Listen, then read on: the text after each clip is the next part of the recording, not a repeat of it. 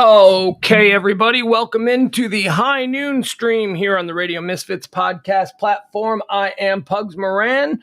We do this every day, Monday through Friday, noon till, well, whenever we get done talking about all the things that are happening in the world, because that's what we do here at noon. We get together and we talk about all the headlines, all the trends, all the things that people are buzzing about. But this isn't it. This isn't all we do. We also come back at 9 p.m. Central Standard Time, and we do a little stream we call Pugs and Parker proudly present Pillow Talk on the Radio Misfits podcast platform. That's 2 streaming shows a day. That one runs Monday through Thursday.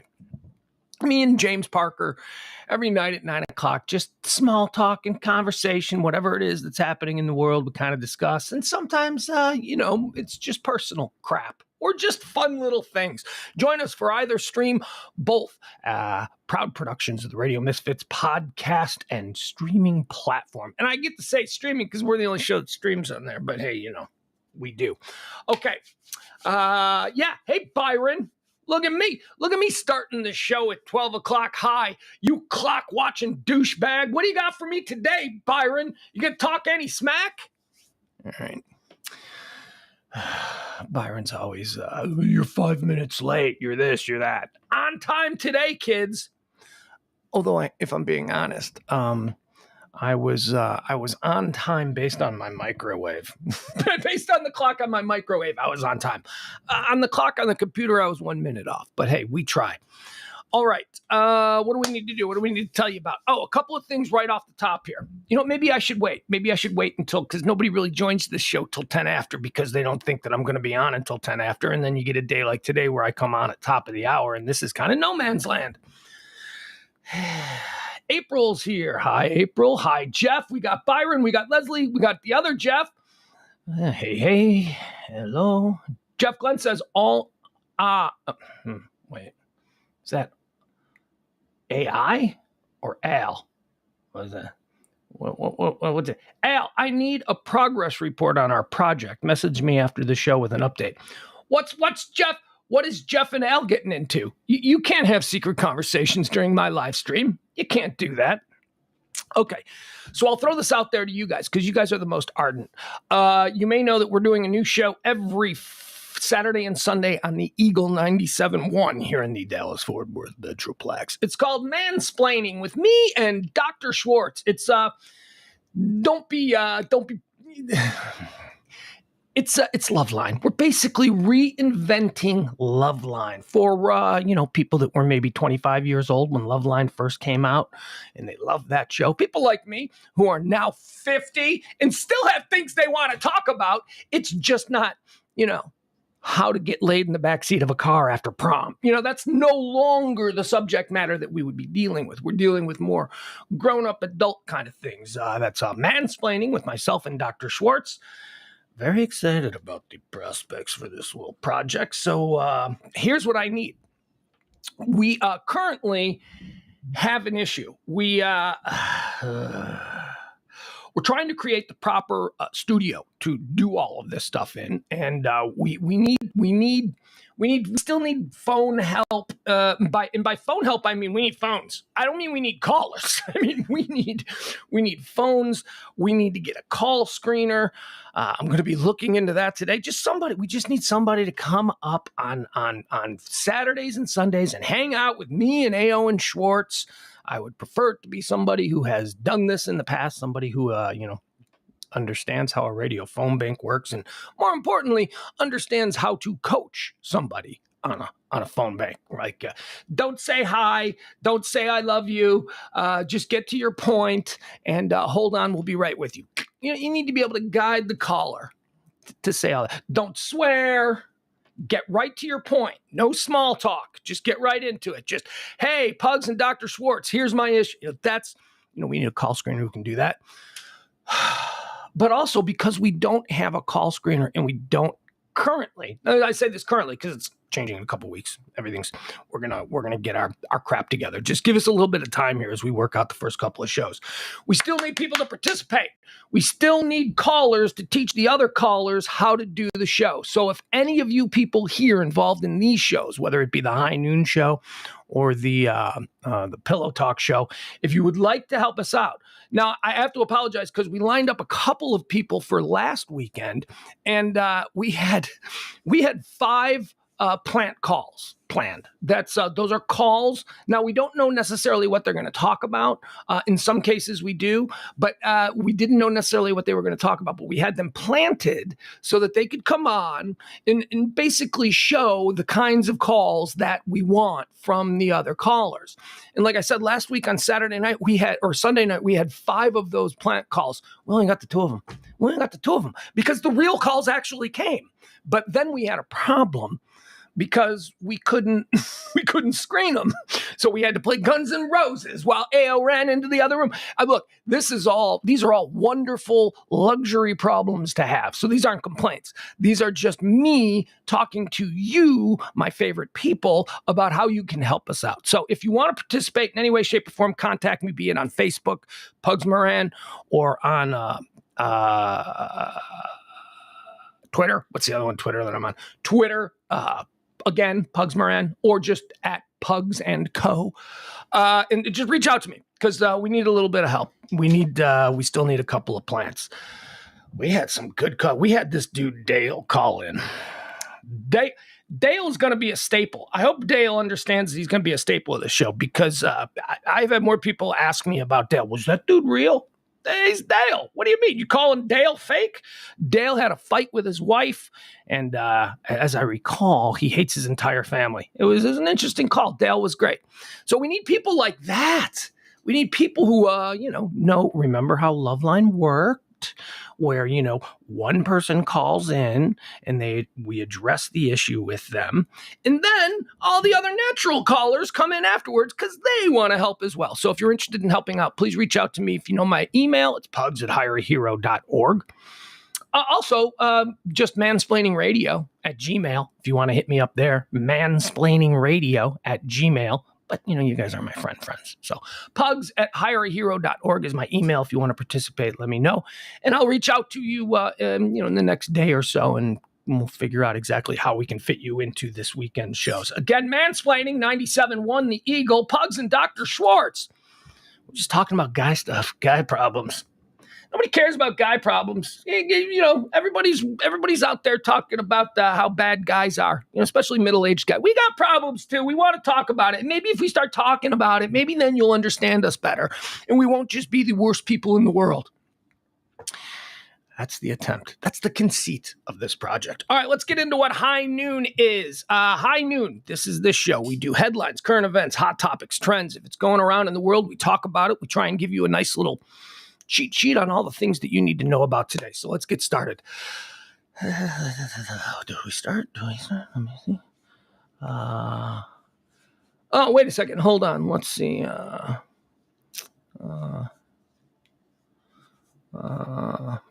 Okay, just reading some of the. We need help. I'm going to be reaching out. All right, High Noon. That's today. It's the 22nd day of September, year of our Lord 2022. There are 265 days left in the year, and final 100. We are in the 265th day of the year, which means, quick math, there are 365 days. If we've already checked off 100 days remaining until the end of the year. Make those 100 days work for you. I plan on it. I plan on making these 100 days work. Let's get into the history of the day, because that's what we like to do. Before we give you the headlines, the trends, and all the things that are currently happening, we like to give you a little perspective by showing you the things that did happen on this day. On this day in 1692, the last hanging of those convicted of witchcraft in the Salem witch trials occurs. All the other witches were released. How did this happen? How did they go from, got an idea, I don't like this woman, I don't know, she looked at me funny. She's a witch. Let's burn her. And then they just went and they gathered up all these people and they burned like 10 of them. And then what? At some point, somebody went, hey, I got a question. Yeah. how do we know they're witches? And then they went, that's a good question. You know what? All the rest of you, hold on. You might not be witches. I don't know. Somebody said you were, but now this guy says maybe you're not. So, I mean, isn't that a weird right turn? We're burning witches, and then now we're not burning witches anymore. Let's let them all go. Did a time traveler come back? Did some guy from the future come back and go, hey, knock this stuff off. Seriously, it's not going to look good in the history books. You people are not going to be remembered well. On this day in 1862, that was 1692 when the last of the witchcraft trials occurred. On this day in 1862, 200 years later, a preliminary version of the Emancipation Proclamation is released by Abraham Lincoln. Why did he leak it? What do you mean a preliminary? What was a preliminary version being released in 1862 like? What, did he just say it out loud? I mean, there was no, you know what I mean? Did somebody leak it to Maggie Haberman or whoever the Maggie Haberman of the day was, and then she printed the preliminary version? Anyway, on this day, the Emancipation Proclamation is released by Abraham Lincoln. On this day in 1896, Queen Victoria surpasses her grandfather, King George III, the Mad King, King George III, as the longest reigning monarch in British history. That record would, of course, be shattered by Queen Elizabeth, who just passed away. On this day in 1957 in Haiti, Francois Duvalier is elected president. That's Papa Doc. Papa Doc and his son Baby Doc basically destroyed Haiti. Haiti was an island paradise. It really was. People went to Haiti like they went to Hawaii or the Bahamas. Haiti is beautiful. Haiti was a place that, Americans went and they relaxed on the beaches. And then Papa Doc came in, and then Baby Doc came in, and they just turned it into like a brutal dictatorship, and there were wars, and nobody traveled there anymore. Nope. When was the last time anybody went to Haiti for anything other than like hurricane or famine relief, right? I mean, that's what. On this day in 1975, Sarah Jane Moore tried to assassinate U.S. President Gerald Ford, but is foiled by the Secret Service. Ford, there were 2 assassination attempts on President Ford. He was only president for like 2 years. 2 of these. First one was Lynette Squeaky Fromm. She was Squeaky. She was one of the Manson family people. And then 17 days later, this one, 17 days. And by the way, Sarah Jane Moore, she was an FBI informant. She was like working for the FBI. She had taken a job with some food distribution project charity that was set up by Randolph Hearst at the behest of the Symbionese Liberation Army. The Symbionese Liberation Army had kidnapped Randolph Hearst's daughter, Patty, and one of their demands was that he give back all of this food to people who are hungry. So he started, gassy. So he started this food giveaway program in, poor neighborhoods. And Sarah Jane Moore worked there, and the FBI had questions because I don't know if this was Hoover dead in 75 or was he still kicking? I don't know, but whatever. The FBI, they had her as an informant. She was one of the good guys. She was helping the United States Federal Bureau of Investigations with whatever they were looking into. And then the day before, so last night, the 21st of September of the year 1975, she got busted by police for playing with a gun in a street or something. She's a whack job. I mean, Sarah Jane Moore was a whack job. She was married 5 times. She was just a crazy person. Anyway, so they busted her the night before. And in 1975, if you're a white lady playing with a gun in the street illegally, they just take the gun away from you and send you home. And that's what they did. They said, oh, little lady, you get back in the kitchen. Here, give me this man toy. You can't have this. And they just sent her on her way. And then the next morning she woke up, she bought another gun and tried to kill the president. What are you going to do? And they said that's the only reason that she didn't kill the president, because she was within 30 yards of Ford. And she fired a shot. And because it was a new gun and she'd never fired it before and she had bought it in haste and it was some garbage gun, the sights was way off and she missed Ford and struck a taxi driver by accident. And then she tried to fire again, and that's when she was attacked by Secret Service. But man, 17 days after Squeaky Fromm, another one. You would think that if you were an assassin worth a grain of salt, you would go, okay, they just tried to kill him like less than 3 weeks ago. Maybe I should delay my plans for an assassination. They might be a little frosty right now. They might be really, it might be really, why don't I wait a year? And that's what she did. Anyway, Sarah Jane Moore on this day tried to kill President Ford, missed, shot a taxi driver in the foot. Let's do some births. Some births occurred on this day. In 1927, Tommy Lasorda, American baseball player, coach, and manager, longtime manager of the Los Angeles Dodgers. A baseball icon, to be sure, especially if you came of age loving baseball in the 70s and the 80s. Tommy Lasorda and Billy Martin. They were like the two biggest baseball managers going. Billy Martin was the bad guy, and Tommy Lasorda was the lovable guy. Everybody loved Tommy Lasorda. Tommy liked the ladies. I don't think Tommy Lasorda died. Oh, he died a year ago. He died in 2021. I didn't realize that. All right. Just waiting on the Me Too stuff to come out about the late, great Tommy Lasorda, because, he enjoyed the ladies. 1942, born on this day, David Stern, American lawyer and businessman. He died in 2020. David Stern, of course, took the NBA as its commissioner to heights unimagined in the early days of the NBA. Of course, Magic Johnson and Larry Bird helped, and then Michael Jordan took it to the next level. But, hey, he got credit for it. David Stern. Born on this day in 1943, Toni Basil, American singer, songwriter, dancer, and actress. Oh, Mickey, you're so fine. You're so fine. That's it. That's all she did. That's it. And that's why we still know her name. Oh, Mickey, you're so fun. You're so fun. I don't know. Can you name the follow-up? What else did Toni Basil do? I don't know. Born on this day in 1951, David Coverdale. David Coverdale of Whitesnake. David Coverdale has this very deep British accent. David Coverdale. It's very sophisticated, too, because he's like, David Coverdale is one of these.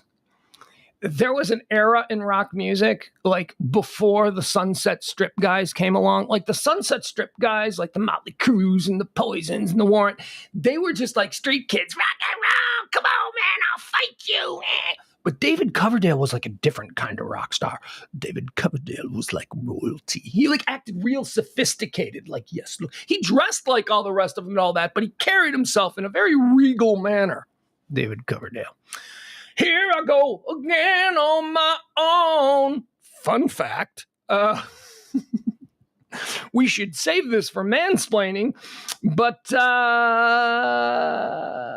let's see here. David Coverdale, famous for Tawny Katane. Tawny Katane on the hood of the Jaguar in that video. They were a hot rock and roll couple for a period of time. And we should share this story for mansplaining. But David Coverdale stole Tawny Katane from Dr. Schwartz. That's right. Young surgical student Dr. Schwartz was on a dating Tawny Katane. I don't know. I'm going to let him tell the story at some point on mansplaining. But I'm going to tell you, that's another one of the reasons why I chose him as a partner for mansplaining. He's got stories. He's got man stories. All right. So happy birthday to David Coverdale. Born on this day in 1956, Debbie Boone. Debbie Boone, American singer, actress, and author. Debbie Boone was the daughter of Pat Boone, who was a very famous singer in the 50s and in the 60s. Basically, the radio stations that wouldn't play black music because we don't play that kind of music on it. So the record companies went, well, these are good songs and people will like these songs. So they just took all kinds of black music and they went into a studio and they made Pat Boone sing it. So if you've ever heard the Pat Boone version of wop ba baloo bop wop bam boom to the fruity, it was like so Pat Boone. So his daughter, Debbie Boone, because nepotism, she was given a song and they're like, let's make her a celebrity because her dad's a celebrity. And she had one hit, right? Debbie Boone. She didn't have like a big career. She had that You Light Up My Life song, which, oh God. As a kid, I just knew that was a beat down of a song. You remember that song? It was so big for about 9 months. 9 months in like what? 79, right? It was like that song was you light up my life. Oh, no thank you. No thank you. I have a vivid memory of waking up one morning and laying laying in my bed. I was probably 10, 11. I woke up one morning. I'm laying in my bed. My mom is out in the living room and she's cleaning. And that song is just cranking. It's just like, you light up my day. And I remember waking up going, oh, is this going to be a shit day? Oh my God, this is how I'm greeted with like this song that I cannot stand. So happy birthday to you, Debbie Boone. On the flip side of that, happy birthday, born on this day in 1957, Nick Cave, Australian singer, songwriter, author. Nick Cave and the Bad Seeds, man. Please. Peaky Blinders fans? Are you? Are you Peaky fans? Nick Cave, of course. Nick Cave and the Bad Seeds. Where is that? Well, I'll play a little Nick Cave. Nick Cave is so cool, man. I don't even know. I mean, first of all, he can't sing for a lick. Like, he's a terrible singer. But his songs are so good that it doesn't matter if you're a terrible. You know what I mean? Because it's like, ooh, listen to what this guy is saying. Or the music itself is just so cool. Here, we'll play this for you. There you go. We know this one, right? Here you go. This is... You know what this is? All right. This is such a cool song. Take a little trip to the edge of town and across the tracks. When we have a playlist, my son and I, for when we go jet skiing, you know, we have this cool ass playlist, and it's our jet ski playlist, and we crank it on the jet ski, and we get out there, we go crazy. This is our wake song. When we're in the wake area and we're not allowed to, you know, cause a wake or speed, whether we're by the docks or we're going to the gas dock or whatever it is, this is the song that we crank. This is our wake song.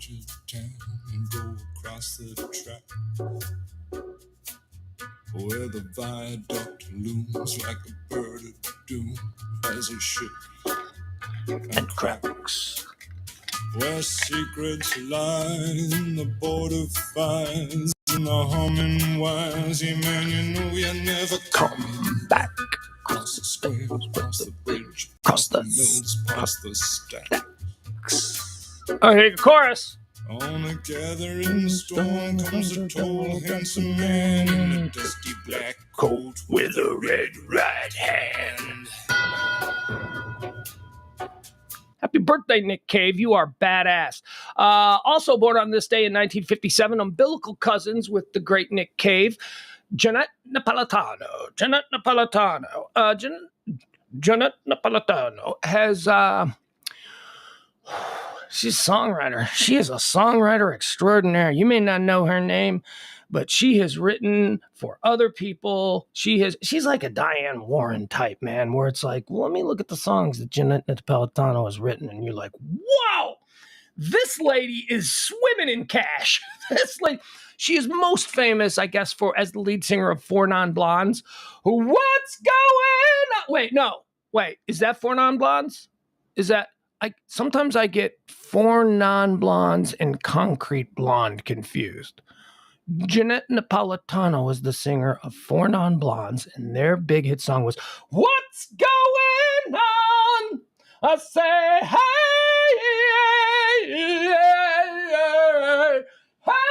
I hate that song, but she's got others. She's got a bunch of other big hits. Now, how about somebody who cut from the same cloth as a Jeanette Napolitano, and I would rate as one of the 3 coolest female rock stars of all time? Happy birthday, Joan Jett. She don't give a damn about her bad reputation. I rediscovered Joan Jett a couple of years ago. And I come from a generation where when Joan Jett was making pop hits, I was too cool for that. I was like, no, man, Joan Jett. Sure, go ahead, listen to Joan Jett. I'm going to be listening to the Smiths. Or, you know what I mean? I was like such a dumb, I missed out on so much joy just because I was so close-minded about stuff. I started jogging a couple of years back. And I was using Pandora, and because of, the algorithm and the songs that I'd like, they just started giving me a bunch of Joan Jett. And I realized at some point, Joan Jett is a badass lady. Joan Jett is awesome. Happy birthday, Joan Jett. Born on this day in 1960, Scott Baio. Chachi.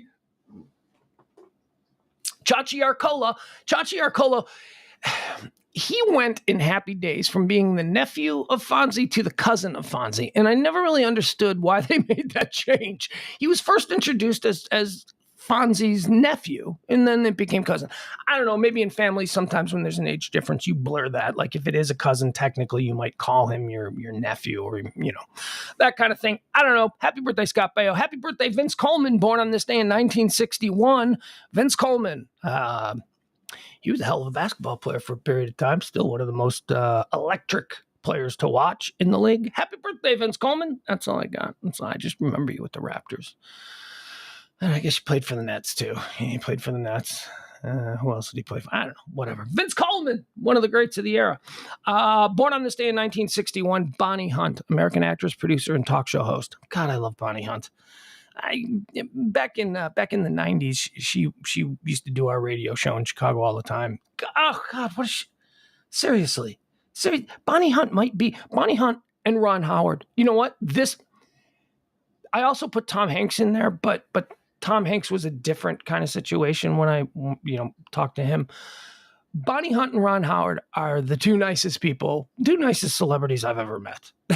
Just Ron Howard, you would expect that, right? Like you wouldn't expect Ron Howard. Ron Howard was really nice. Like asked me questions. Like, he was a guest on a show and I was a producer. So I had to bring him back into the green room, make sure he was comfortable, sit with him, do a little pre-interview, small talk, that kind of thing. So friendly. And Bonnie Hunt the same way. So happy birthday to you, Bonnie Hunt. I love you, Bonnie Hunt. You are so cool. You are such a nice lady. Born on this day in 1961, Catherine Oxenberg. Wasn't she on like Dynasty or something? She was on the Colbys or something. And here's the trick with her. She's like royalty. She's got like royal blood. She's like, what is her actual title? She's got like some crazy title.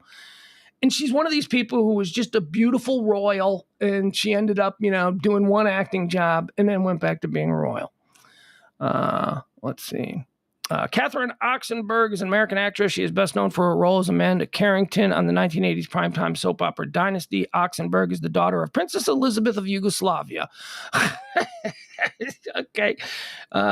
She's a cousin of Princess Diana and played Princess Diana in a movie. So there you go. Whatever. She's back. She was beautiful, and then she went, okay, I'm going to go back to being a European princess again. And she hasn't been seen since. But happy birthday to you, Catherine Oxenberg.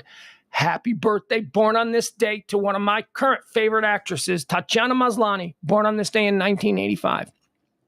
Canadian actress, Canadian monster actress. She is a monster actress. If you have ever seen her, I think probably certainly her breakout role in Orphan Black, which was a Canadian television series that was so good that it became the first Canadian television series to win an Emmy for Best Show. And she was the first Canadian actress to win an Emmy for a Canadian produced production. Anyway, she was so good. She was so good in Orphan Black. She played like 12 different characters, and it wasn't like all these characters were just kind of a little bit different than the one before. No, she played like 12 completely different characters where she as an actress, man, it was like, whoa. And she was nominated, I want to say 5 years in a row for Orphan Black for Best Actress in a Drama Series. She was nominated like 5 years in a row, and she always lost. And she always lost because she was on a show that not a lot of people watched. And this was before the Emmys had really embraced streaming and other kinds of, you still had a very big advantage if you were nominated and you were on a show on ABC or HBO or something like that. But she was on, I guess it aired in America on BBC America, and she would lose every year. And purists, people who, watched these things went, are you people insane? She's like by far the best actress out of all of these people. Look at what she is doing every year, and you ignore her. Being nominated isn't enough for Tatiana Maslany. So in the final season of Orphan Black, nominated again, and she won. Finally, they gave it to her. God, she should have a mantle filled with these things. She's also She-Hulk now. So if you're watching She-Hulk, the new show on Disney, I'm like, Like, man, I don't dig that concept. Like, that's not something that I would want to watch. And so every time I see it, I go, do I want to watch She-Hulk? And I go, nah, not today. I'll check it out later. But then I remember that it's Tatiana Maslany, and I go, oh, wait, that's right. There is a reason I want to watch She-Hulk, because it's Tatiana Maslany. Happy birthday. Happy birthday, Tatiana Maslany. Let's cover some deaths. We like to do we do history of the day. We do births on this day, and then we mourn a few of the passings that occurred on this day throughout history. On this day in 1987, Dan Rowan passed away. American actor, comedian, and producer. Rowan and Martin's Laugh-In, widely considered one of the most important people in the changing world of comedy between the 60s and 70s. Dan Rowan came from a different generation. He wasn't of the Richard Pryors and the George Carlins and that kind of stuff. He came from more of a wear a suit with a short haircut and get up and do jokes about your mother-in-law, right? That's where he came from.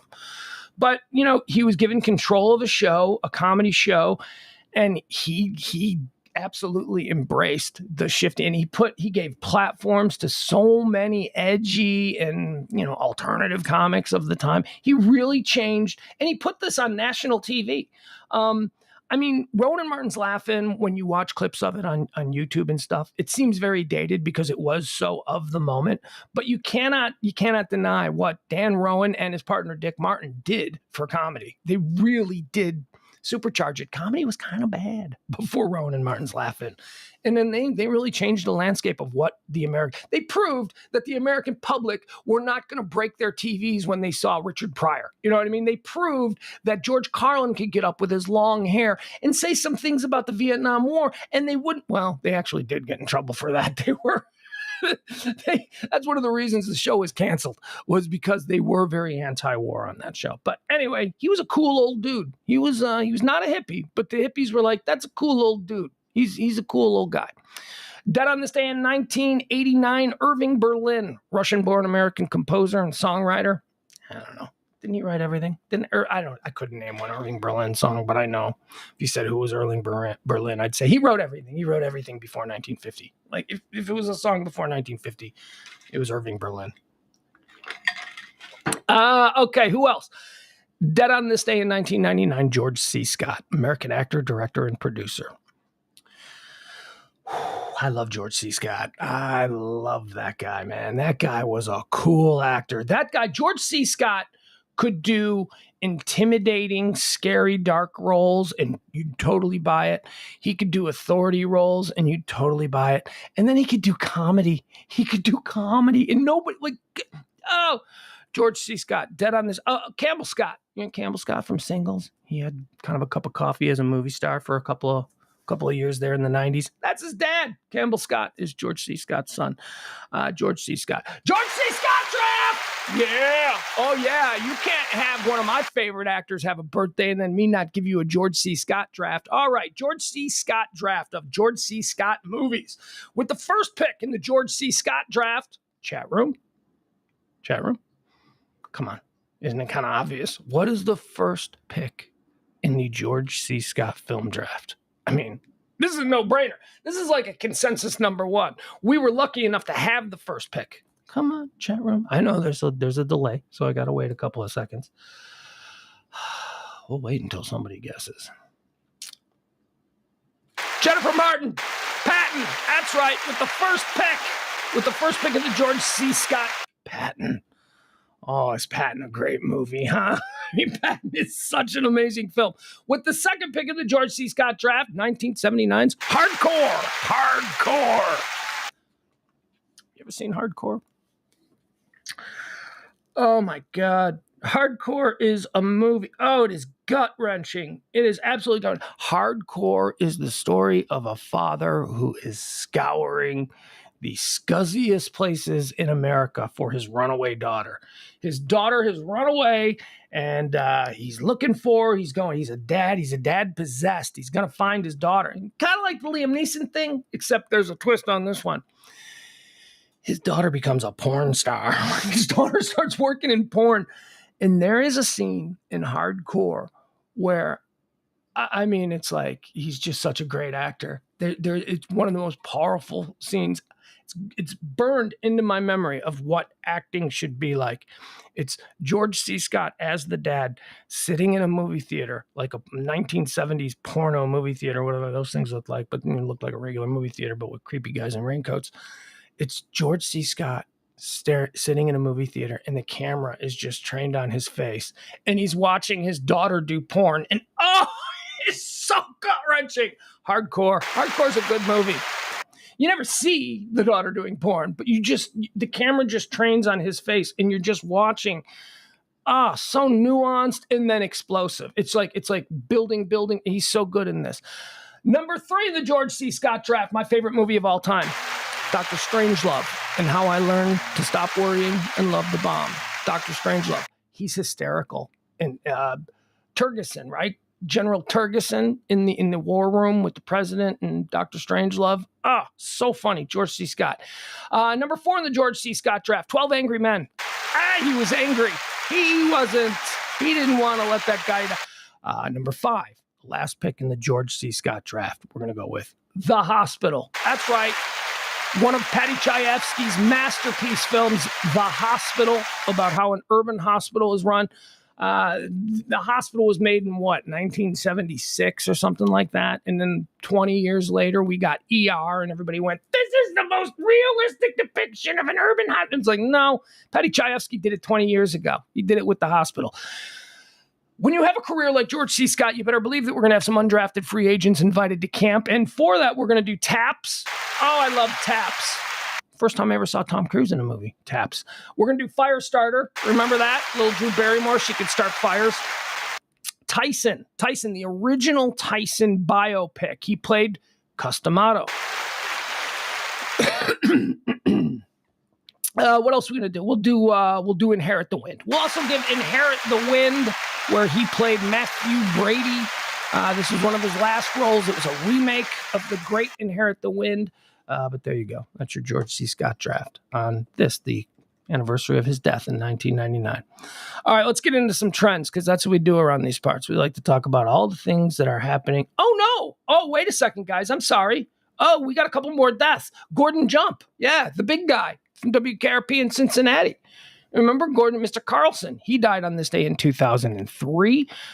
He also, for all the goodwill that we had for Gordon Jump as Mr. Carlson, he then had the turn as the bike shop operator who molested Dudley on Different Strokes, right? On a very special different. So it's like he's Mr. Carlson, but he's also like America's first high-profile television pedophile, right? He's also like, oh yeah, that guy. There was another guy that had that problem for me. Do you remember an actor named Richard? I think it was Richard Mazer. He played on One Day at a Time. If you remember One Day at a Time, he played Ann Romano's boyfriend. And he was just like the nicest guy. Like he just seemed like the nicest. Oh, what a good guy. And then a couple of years later, he made a TV movie. I think it was called Fallen Angel, where he played a creepy high school amateur teacher, but amateur photographer who would take like basically child porn and molest all these kids. And I could never see him as anything other than the child molester guy. And that's kind of what Gordon Jump went and did to his career, because no matter what you think the big guy in WKRP, he molested Dudley in that bike shop, and he wanted to molest Arnold. Eddie Fisher died on this day in 2010. Eddie Fisher is the father of, he's a singer. He's famous. He's very famous for a period of time, but not in like 50 years has he been famous. But he was super famous for a period of time, and he gave the world Carrie Fisher. He's Carrie Fisher's dad. Eddie Fisher died on this day in 2010. American singer, band leader. Dead on this day in 2015, Yogi Berra. There you go. That's going to do it. Yogi Berra. Not Yogi Bear, Yogi Berra, the catcher for the New York Yankees. One of the greatest catchers of all time. Well, in an era where they... Never mind. Any players that... Never mind. All right, let's talk about... he was the best white catcher. Let's put it that way. Yogi Berra, as remembered, the best white catcher of the nice 1950s and 60s. There was another one. Who was better? Let's go into the trends. Putin Putin is trending. Putin is trending because he's the second day in a row. He's losing his crap. He's saber rattling nuclear weapons. He's calling up a whole bunch of people to go. There was a thing, that Flight Tracker 24 that I watch, which shows planes and their movements in real time all across the globe. I follow them on Twitter, and they had sent out something. It was very interesting. It was all of the planes leaving Moscow yesterday after Putin announced that he was going to call up 300,000 initially 300,000 conscripted Russian military to go fight in the Ukraine. And he was also considering a nationwide draft. And like 3 planes landed. It was like stop motion. It showed like all the it was. Have you ever taken a daisy that, when a daisy turns to dust and you blow on it and it just all goes? That's what the Moscow airport looked like yesterday. It was just private oligarchs' kids, and then everybody was just getting the hell out of Moscow because they were afraid what Putin was going to do. What's the other thing he's doing? The other thing that they're now doing is that when you protest the war in Ukraine, you aren't arrested and put in jail. You are arrested and immediately sent to the front lines. That's what you get for protesting now. People are getting very concerned. All the other European leaders are starting to go, okay, this was cute for a while, but now Putin's getting weird. And when Putin gets weird, shit can go bad really quick.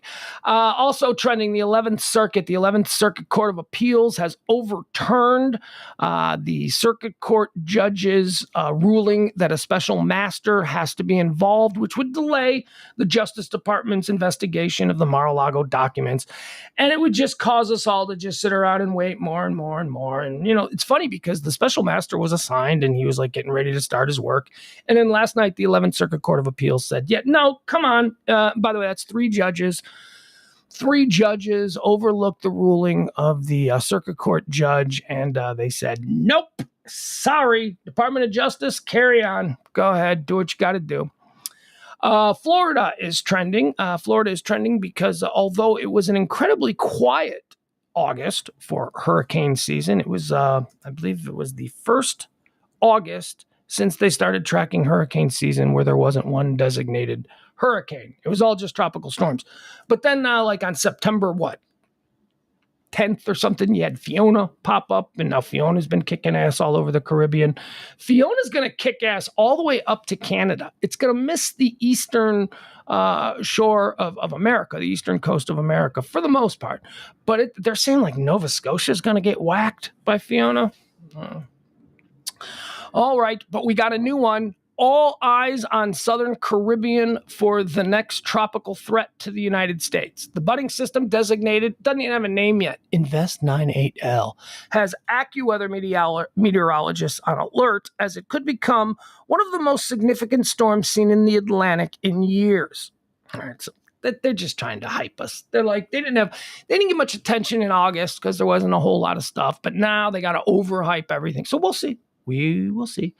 AccuWeather forecasters are looking ahead to the next tropical threat behind Fiona, which pummeled the Turks and Caicos Tuesday as a Category 3 storm and poses a threat to Bermuda. Okay, so it is going to kind of come close to the eastern coast. Poses a threat to Bermuda and parts of eastern Canada. That's the weird one. They're cautioning about a new development in the Atlantic basin that could be a danger to the mainland. All right, so we'll watch that. So now they're going to hype that now for the next couple of weeks. Just because we've been ignoring the Hurricane Center because they haven't had anything interesting to report in all of August. But Texas governor's race is trending. Texas governor's race is trending because what are we looking at here?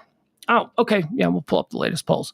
Abbott has a 6-point lead. As of new polling released today, Abbott has a 6-point lead. Why does Abbott have a 6-point lead? Because Beto O'Rourke is the worst campaigner that I think I have ever seen. He puts way too much on, I knocked on doors on every county. Yeah, but are you being effective? So what? You knocked on doors in every county. He's not a good campaigner. He is in a state that at best he should be hoping to turn a shade of purple, but he's not. He's campaigning like this is a blue state. He's going out with the trans issue is a very important issue in America, not so much in Texas. I'm sorry, you're not going to get elected governor of Texas by traveling through rural counties with a carload of trans people and then walking up by farmhouses and going, hey, I'm Beto O'Rourke, and look at the people. That's just not how you're going to win in Texas.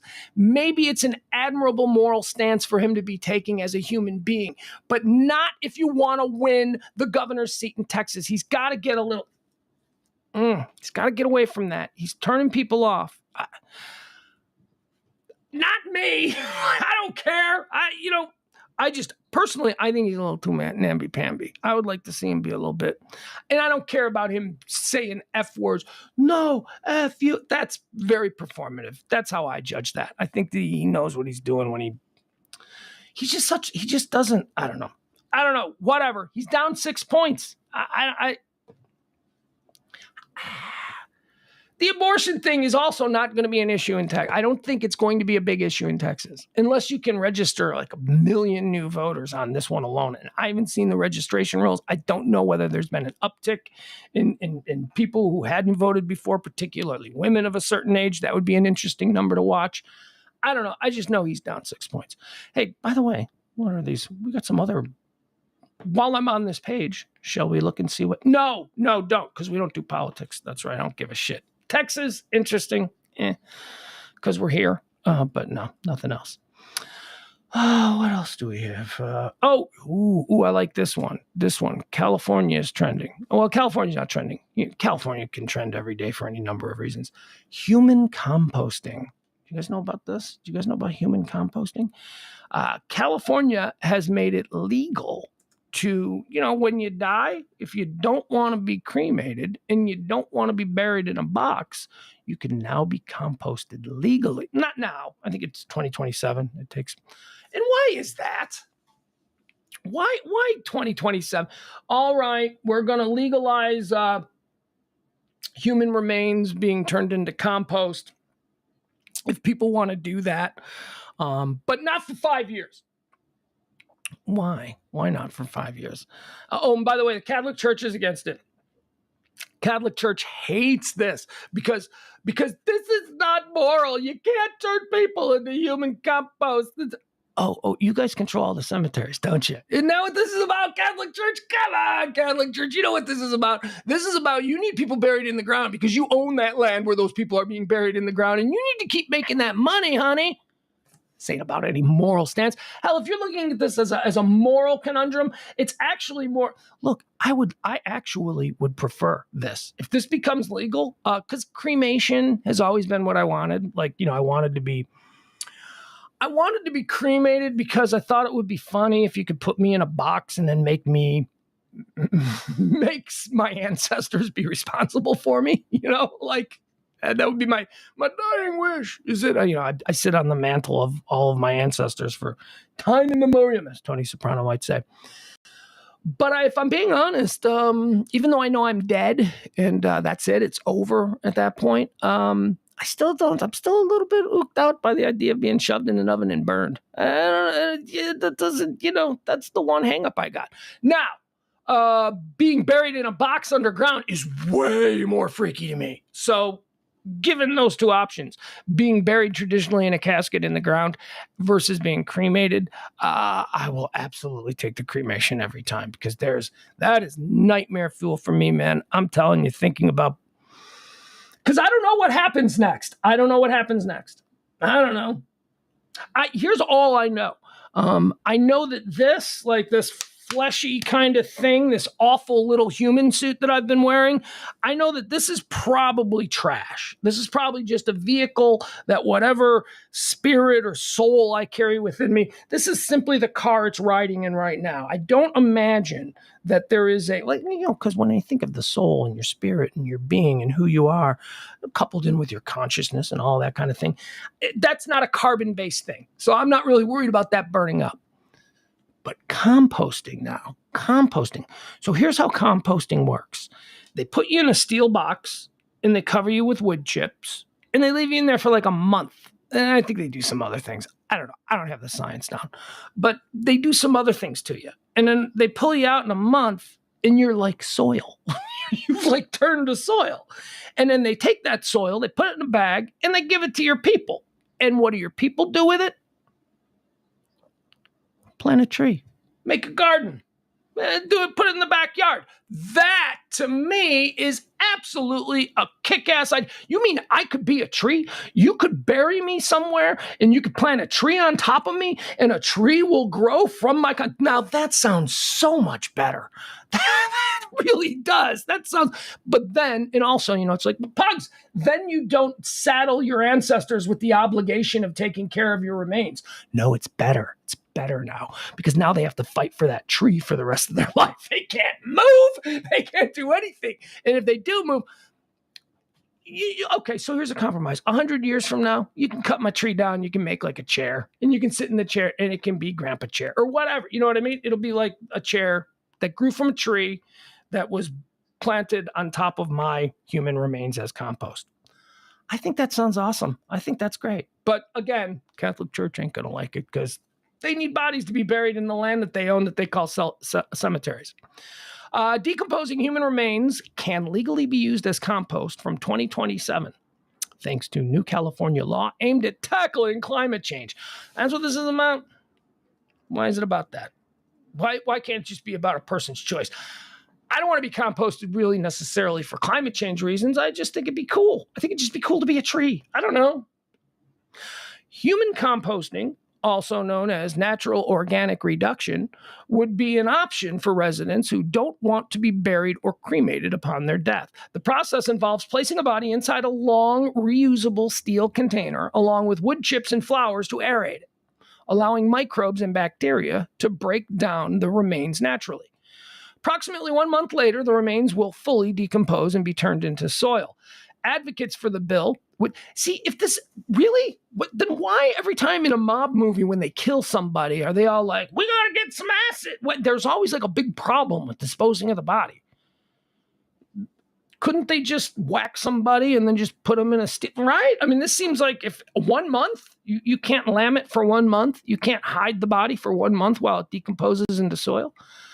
Advocates for the bill, which was signed into law by Governor Gavin Newsom, have said that NOR, that's a natural organic reduction, is more climate-friendly option than cremation. Okay.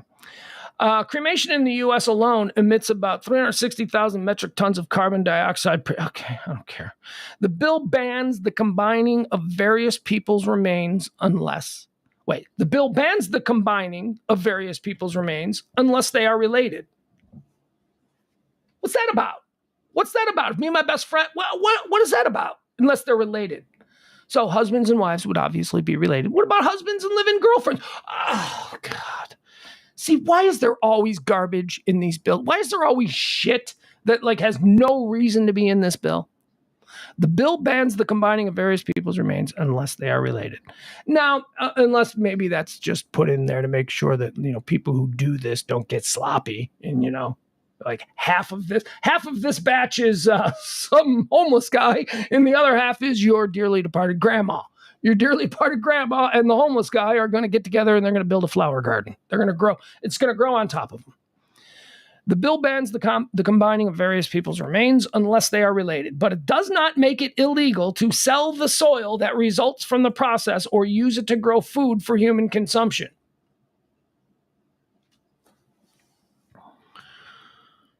I hadn't considered that. Okay. Do I want to eat food that was grown in compost of dead people? How about just don't tell me about it? How about just don't tell me about it? I'll just eat it. I don't know. I mean, do I know that all of the food that I've consumed wasn't grown on a farm where, a bunch of Indians were slaughtered 200 years ago and their bodies? I don't know. Okay, so I just don't even want to think about that. That's something I don't. Let's see. What else about this? I'm fascinated by this. I don't care what Governor Newsom had to say about it. Micah Truman, founder and CEO of Return Home, a funeral home, that specializes in human composting said there's been growing demand for the practice in recent years. With cremation, instead of sitting with our person and saying goodbye, we are very divorced from the process, he told The Guardian. So he's saying the cremation is bad because we don't get to watch it burn, but who wants to watch it burn? Truman said when a body is composted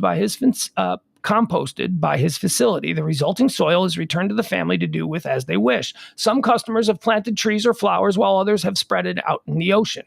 The Catholic Church in the state of California is against the process. Of course, because you run the cemeteries. Natural organic reduction uses essentially the same process as a home gardening composting system, the executive director of the California Catholic Conference, Kathleen Domingo, said in a statement. She added that the process was developed for livestock, not humans. These methods of disposal were used to lessen the possibility of disease being transmitted by dead carcass. I don't care how it was developed or why it was developed. What does that matter? We have happy scientific experiment accidents all the time that lead to things we didn't intend that we're like, hey, we can do that now. So what? I don't care why it was started. These methods of disposal were used to lessen the possibility of diseases being transmitted by dead animal carcasses, Domingo said. Using these same methods for the transformation of human remains can create an unfortunate spiritual, emotional, and psychological distancing from the deceased. Yes, it can create that if you think like you do, but I don't think like you do, so it's not going to create that for me. As a matter of fact, I think it's just the opposite. I think this is more of a way to return to the process of life in general. I really see that as being a bit more spiritually sound than you charging my family after I die to stick me in a hole on a piece of property that you own. Okay, let's be honest about what your game is, Catholic Conference of California. You don't give a shit about the morality of this or the spiritual well-being of the deceased. You care about the cemetery lands that you own and are continuing to buy up. Let's see. What else? Is there anything else? Funeral directors have always essentially prided themselves as being very responsive, fully responsive to what a person deserves for their own funeral and burial. However, they would like it, Randy McCullough, deputy executive director of the organization, told. So funeral directors are for it because this is like a new avenue for them. They can just, this is like a non-traditional revenue stream that they can develop as like a way. You're still going to have funerals. Just the funeral guys aren't going to be out in the cold on this. You're still going to have funerals. Although that's another thing about my death. Should I die, I would like to be composted. That's number one, but I don't think that's an option yet. So I guess I'm going to be cremated. And I don't want you giving any money. I don't want you giving any money to funerals. I don't want any funeral parlors. You know what I want? I have dozens of friends who own bars. Go to one of my friends' bars. Spend all your money at one of my friends' bars and have a party for me. That's it. Just have a party, talk shit on me, talk about all the crazy stuff I did.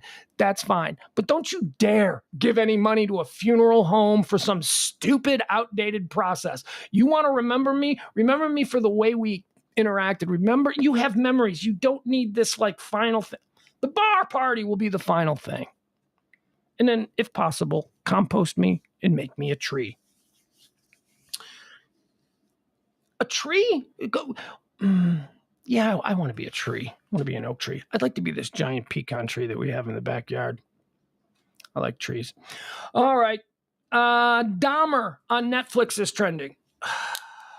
So if you were listening to Pillow Talk last night, Pillow Talk's the stream that we do every Monday through Thursday at 9 p.m. It's myself and James Parker. If you were listening to Pillow Talk last night, you heard me say that when I sign off on this, I'm going to go jump in the bedroom, lay in bed, and I'm going to pop on some of the new Netflix Dahmer miniseries. It's Ryan Murphy. It's Ryan Murphy. Ryan Murphy's new Dahmer thing on Netflix. So I watched 2.5 episodes last night, which was, that's 2.5 hours. That's like I watched a 2.5 hour movie. It's 10 hours. It's a 10 episode thing. I got not even 2.5, maybe 2.25. I got about 10, 15 minutes into episode 3. And you guys, I hate this miniseries sucks. I'm sorry. I don't see any reason for it to exist. I don't know what has happened with Ryan Murphy. Ryan Murphy used to be one of my favorite television showrunners and show creators. Nip Tuck was crazy good television. And then the first season, he followed it up with the first season of American Horror Story, House, which was so good. And then he did Glee, and it's like, wow, look, this guy has range.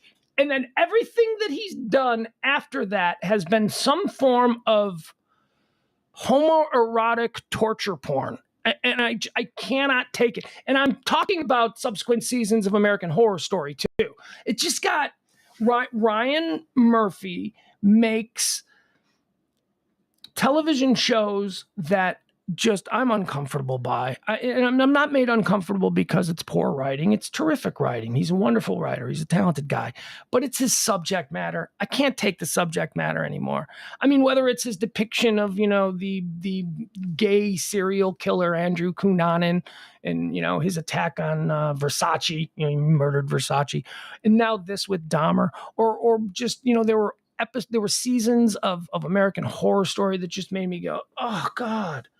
This is like, I know a lot of gay people, and, they're not all into this gore porn, this violent porn. It's like everything that he does, he's a twisted son of a bitch. I'm sorry. I watched the first couple of episodes of the Dahmer thing last night, and I went, this isn't even fun to watch. This is just nothing but exploitation. He is putting this on. We're not learning anything new. We know about Dahmer. We know this story. If you wanted to do a historical account of how the story unfolded, that's one thing. But that's not what this is. This is just about the horrors of humanity. This is about it's too violent. And I'm not a pussy. I like violence. It's uncomfortable violence. Like I said, I know a lot of gay dudes, and none of them, to my knowledge, are into, this kind of violent sex games and blood and, just a monstrous horror, demon, homoerotic torture porn, which is what it was. I'm watching this, I'm going, and I'm not made uncomfortable by two guys kissing. That's fine. I'm a man. It's 2022. Like I said, I work in entertainment. I have a lot of friends who are gay. I don't have a problem with that. I've been to a gay wedding. Well, sort of. Anyway, I always question whether I've been to a gay wedding or not, because anyway, story for a different day. So it's not that. It's not that there are gay themes. I mean, when you commit to watching a series on Dahmer, you know that Dahmer was a gay man who killed other gay men. When you watch a series on Gacy, same thing, right? So that's not the problem. The issue is the graphic depiction in the way that these victims are being exploited again. I hate it. I hated it. I turned it off. I won't be going back. It is absolute trash TV. In my opinion, Ryan Murphy is a sick, twisted fuck, and people who really enjoy this are sick, twisted fucks themselves. So there you go. Enjoy Dahmer. It's not good. It's not good. With that said, the actor playing Dahmer is very good. The actor playing Dahmer is very good. He's a good actor. I can't think of his name. Evan something. He's really good. But taken as a whole, the series itself, it's like, I can't. I just can't. Ugh. And Richard Jenkins plays Dahmer's dad. Richard Jenkins from 6 Feet Under. He's great. He's great in it. Like, it's not a bad show. It's Ryan Murphy. Ryan Murphy knows. I'm talking about the content, which there is just no need for it. There's no need to be putting that shit out in the world, is all I'm saying. It's just what weirdos and weird. Oh, it's so great. Did you see the way he tortured that guy to death and then cut his head off and told him he was going to eat his heart? Yeah. Okay. Stop it. There is no reason to be that graphic. I mean, you can be First Amendment and all, but I don't have to like it and I don't have to watch it. And when I give a review of it, I can say all of these things because, First Amendment and all. The Celtics are trending. The Boston Celtics are trending. This is crazy. This is weird. I guess I haven't been following this, but it's popping up today.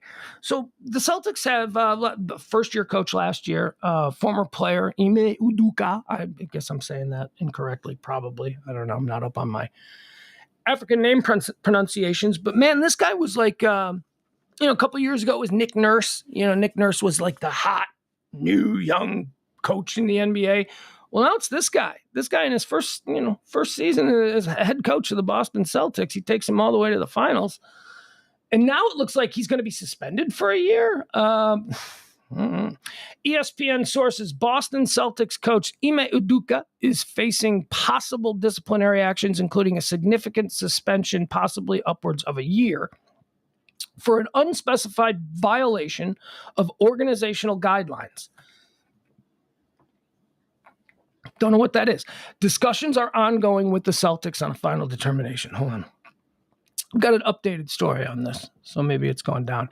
He is he's engaged to Nia Long, the actress Nia Long. They got an 11-year-old kid together, which I think is funny. They got an 11-year-old kid together, and they're engaged. How long have you been engaged? Have you been engaged for 11 years?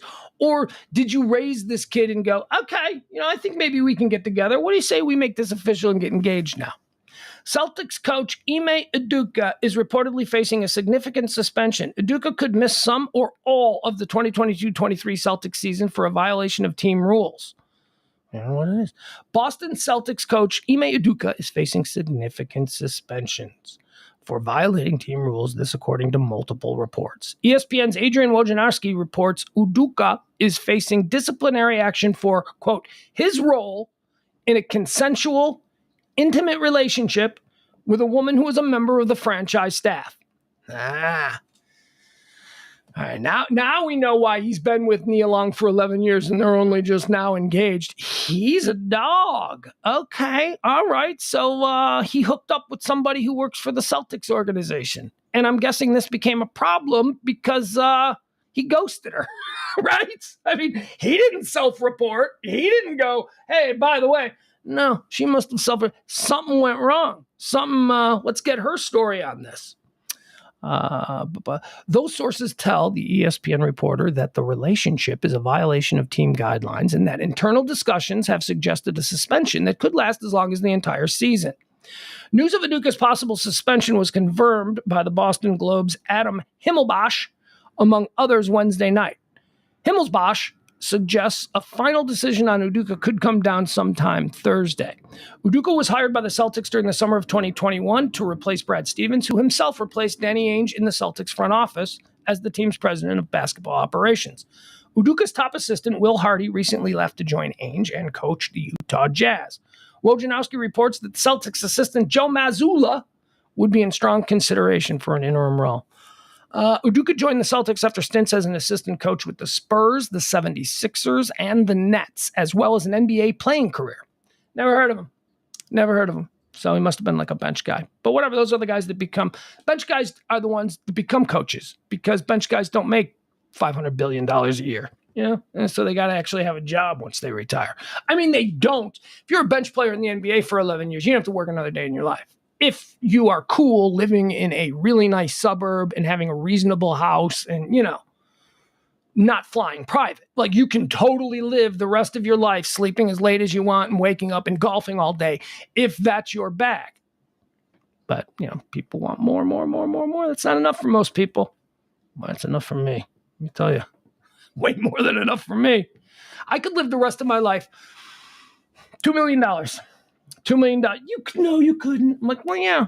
Let's say if I live to 80, if I go with 80, I could live really nice. Just give me $2 million right now and watch how I can make that last. Watch how I can make that stretch the rest of my life. I probably won't be leaving much for anybody, but what else do we have here? Utah student has been arrested. Let's see. This is a good story. This is fun. Hold up. All right.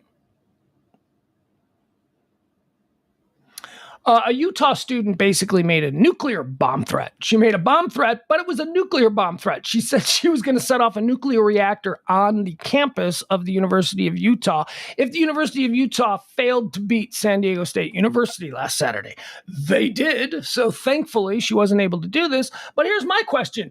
There's a nuclear reactor on the campus of the University of Utah? That's the story for me here. I didn't realize that was a thing. A student at the University of Utah was arrested Wednesday after police said she allegedly threatened to detonate a nuclear reactor on campus if the football team lost to San Diego State this past weekend. The 21-year-old woman allegedly posted threats of violence on an app called Yik Yak. What the fuck is Yik Yak? What is Yik Yak? How many of these things exist? How many of these... The 21-year-old woman allegedly posted threats of violence on an app called Yik Yak before the game. According to KSL.com, police said the student had knowledge of a nuclear reactor on campus and took classes in the same building where the reactor is located. The student wasn't bluffing about the presence of a reactor. One has been housed in the university's engineering building since 1972. However, the reactor is very small. Compared to others around the world, it's only about the size of a microwave oven. There is absolutely no risk with this nuclear reactor on campus, Sandquist said in 2011. It would probably be a greater risk that we'd have a tsunami from the West Coast that would reach Salt Lake before this reactor would cause any problems on campus. Yeah, that sounds good to say now. Until something goes wrong, you're like, well, so what about the tsunami? I guess the reactor caused a problem before Salt Lake City was drowned in a tsunami from the West Coast. Those are just things people say. This is not the first time a Utah student made a similar threat at the school. A 19-year-old was arrested for making terroristic threats and having a fake ID back in August after making a bomb threat directed at the business school building. The student also posted the threat on Yik Yak. What is with Yik Yak? Yik Yak, the platform of choice for student bombers? All right, I'm done with this story. Anyway, she just said it because she's a stupid kid. She was probably drunk or crazy. I don't know. Right? I don't know. Could be anything. She's probably crazy too. Let me see here. What else do we have? Hold on. Give me a second. My computer froze.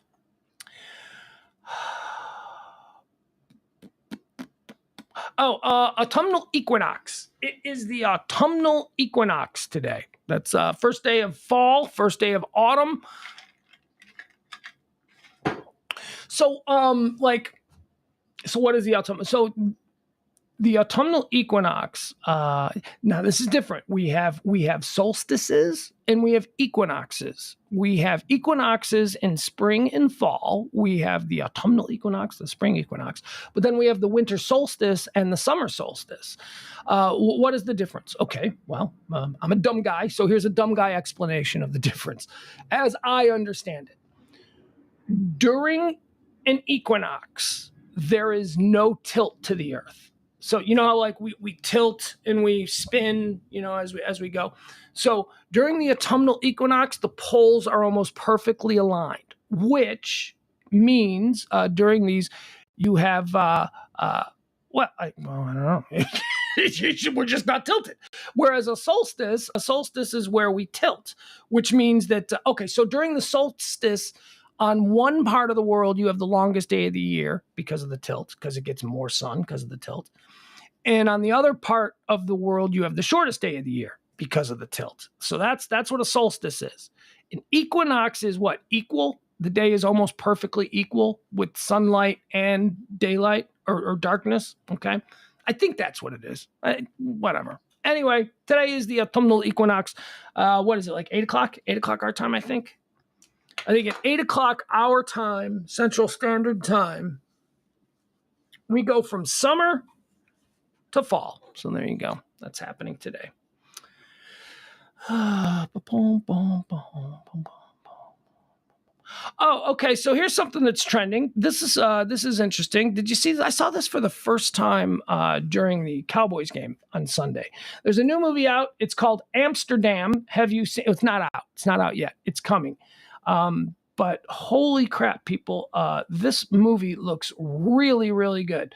Let's play the trailer, and I'm going to give you 12 seconds to all start going, the sound sucks, the sound sucks. Because if the sound sucks, then I'll bail out of it. But the trailer looks amazing for this movie. This is Amsterdam. This is the latest from David O. Russell. Do you enjoy David O. Russell? I love David O. Russell. Hey, Pugs, who the hell is David O. Russell? American Hustle, Silver Linings Playbook. What else did David O. Russell do? Okay, hold on.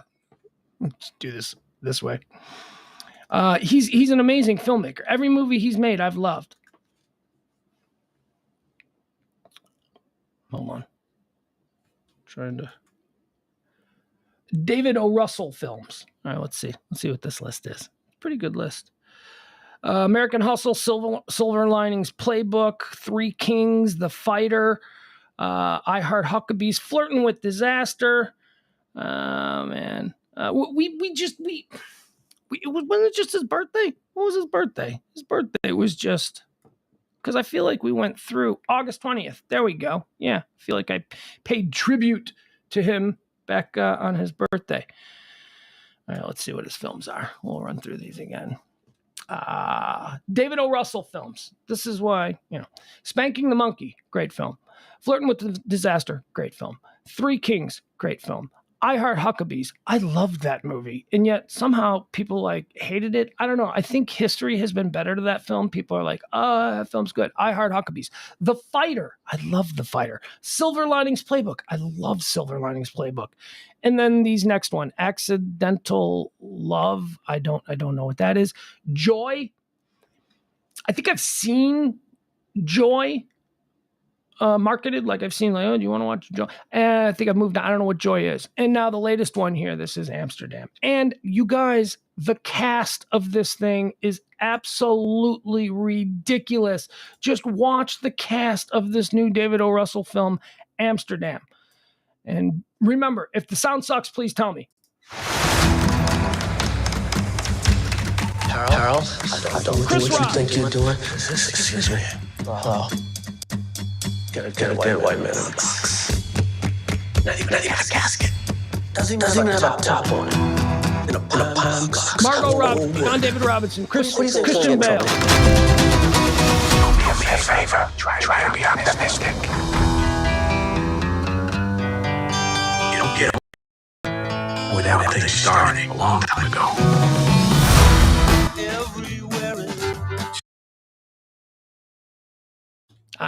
I'm done with this bullshit. Why can't I play anything off YouTube? What is fucking happening with my sound? That sucks. Anyway, it looks really good. The cast of this film is ridiculous. Let me give you the cast. let me just run down the people who are in this film. All right, here it comes. Christian Bale is the star. The three main stars are Christian Bale, Margot Robbie, and John David Washington. They play three friends. John David Robinson and Christian Bale play two guys who were injured soldiers in World War I, and Margot Robbie was their nurse who nursed them back to health. So they became lifelong friends. So that's where the rest of the cast: Chris Rock, Anna Taylor-Joy, Zoe Saldana, Mike Myers, Michael Shannon, Timothy Olyphant, Andrea Riseborough, Taylor Swift, Rami Malek, and Robert De Niro. Holy crap! It looks great. The cast looks great. The story is based on a real story. And it's David O. Russell. So I know it's going to be good. I know it's going to be something that I'm going to like because this guy is fantastic. All right. Amsterdam. Trending. Here's another one we got. This is an update. If you listen to the Pillow Talk show at 9:00, we've been covering this radio fight that occurred out St. Louis way. Television news anchor in St. Louis by the name of Vic Faust. He also does a morning show on a small radio station in the area, not in the St. Louis market, just outside the St. Louis market. He's kind of a shock guy, man. He's got hot takes. And then he completely changes that and then goes and does legit news, which,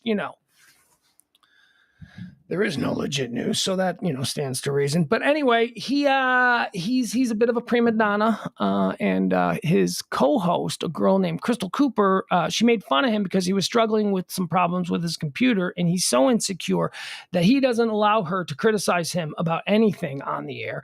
So he told her that. He said, "You're not supposed to do that on the air, and I don't like it that you're criticizing me. Don't be stupid." And then she said, but. And he goes, okay, let's take a break. We'll go to a break. Okay, I can't take it. Whatever, Crystal. You just sit there. We'll take a break. We'll be back, man. It's the morning edge. I'm Vic Faust. And then they go into a commercial break. And then in the commercial break, he goes off on her. Here it is. This is a little bit of what old Vic Faust. Where is it? Okay. Here, we'll just give you a little bit. If you listen to the Pillow Talk show, you've heard this entire 6-minute rant by this guy. We won't do that. All right. Holy cow. Wait a second here, folks. I'm going to try and do something different. Something a little bit different.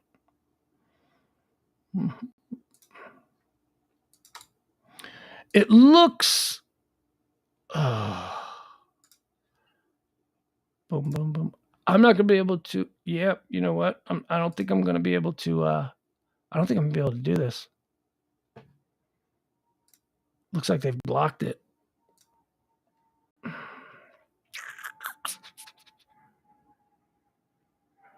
Let's see if it'll work over here.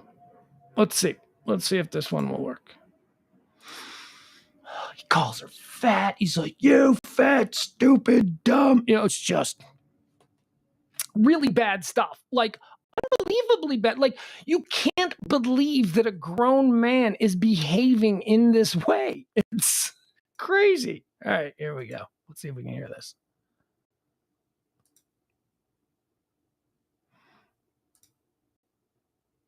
Wasn't. There we go. Listen, you're a fat nasty, and you don't bring up on air when I have your back. You're a fat. I don't care if you're here or not. Like that, guys. Come on. Seriously? I let it go yesterday. But you called me stupid for the Because second I brought up time. the stupid subject. It wasn't a stupid you subject. were making fun of me because I was dealing with the computer. Chris was too. It wasn't just me. No, he Chris wasn't. was. Yes, he said, "Oh my God, it's going to be here in 3 weeks." He didn't say anything on air. Yes, he did. Go back and You listen. have He a was history- laughing when I You have did a it. history of attacking me on air, and No, Chris I knows. don't. You have a history of attacking me on air. Are you kidding? You and your big fat looking ass. Don't come back. Really? You start me to You're talk not about- my boss. Well, I'm come. and I'll call you a every day. Okay, good You're for a you. fat, self-righteous. That's me. And every day that you come in this studio, I will call you what you are. Oh. Fat, nasty bitch. And the only reason you have this Okay, that's all we're going to play of it. You get an idea. That was 1 minute of 6 minutes of that 6-minute commercial break of that guy dressing down essentially his traffic girl. April says, is it true that radio stations record staff even during commercial breaks? No, that is not true. That is absolutely not true. The person on the air is typically in charge, or either the person on the air, or if that person has a team, producers and stuff like that, they are the only people that, if you go off the air, you turn the mics off and you're not recording in a live room unless you're doing it on purpose. And it seems to me in that situation that we just heard, they believed that they were off the air. They were in a commercial break. Turn the mics off. I mean, I've had conversations that maybe I should have been smarter about when the mics were off. I mean, nothing happened. I mean, the conversation, nothing was recorded. But now that I think about it, it's like, yeah, you should step out of the studio, because if you are inside a studio with microphones and recording equipment, there is absolutely no expectation of privacy. If you want to have a secret conversation with somebody, maybe go outside of the room with all the microphones and the recording equipment, just to be extra safe. So it was probably very easy while this fight was ramping up. It was probably very easy just for somebody, a producer, to just go boop, hit a button, and all of a sudden you're recording all of this. I don't think this guy was well liked. I think this guy was probably hated by everybody on his show, and so they were looking for an opportunity to kind of get him. The tape recording that we just heard was leaked to the St. Louis Post-Dispatch. By the way, the girl that got yelled at like that was fired. That was her last day on the air. After talking to her that way, he then ran down to the bosses at the radio station and went, "She was mean to me." And they went, "Well, you're the big star around these parts, so let's end her career for being a terrible human." And so they got rid of her, and he's like, "See, you can't mess with me." And then like a couple of days later, the St. Louis Post-Dispatch gets a recording of it. He has lost his TV job. The Fox affiliate in St. Louis has fired him outright, and he has been removed from all. We still don't know if he's been fired from the radio station, but the show hasn't aired all week. So there you have it. So I love it when pieces of shit, especially radio pieces of shit, because, man, I am telling you, there are a lot of bad people that you guys love. Just bad people, just like not good people. And the reasons that you love them is maybe because they show that side of them, like, oh, I love that guy because he's so mean. He's so mean to callers. Hey, man, hey, what are you, a fat chick? You know, like those kinds of guys. When you love those guys as radio hosts, I got news for you. They ain't all that different off the air. They think they've been emboldened by getting away with being, "Hey, man, show us your tits. Come on, baby. Show." They have been emboldened by you and me and us. Man, shock jocks are hysterical. They have become, it is a virus in the radio industry. Every radio station I have worked at, there has been one guy who was a piece of shit. There has been one guy who was just an absolute garbage man of a human being. And it comes with, people who get into radio. It's like the lowest form of showbiz. It's like radio jock, rodeo clown, right? I mean, so it's right there. You're either jumping in a barrel. That's the entry level. And then you get into radio. Radio people are desperate a lot of times. Man, I want to be something so much more than what I am. Well, you're talentless and you're kind of a dick. So, this is about as good as it's going to get for you. And that, that turns into an ego. Big fish, small pond. My God, you do not want to be vying for the last parking spot at the mall against Tulsa's #1 morning man, because that guy's going to have a level of entitlement that you have never experienced in the real life. And he's just a radio guy. Oh, God. Radio people are so bad. Not all of them, though. Not all of them, though. There are like, some people do just, because they love it and it's fun and all that kind of stuff. But, man, there are some bad guys out there.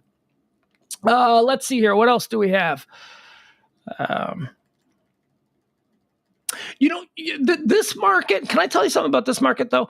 This market in particular has two people who were absolute monsters, even on the national radio landscape.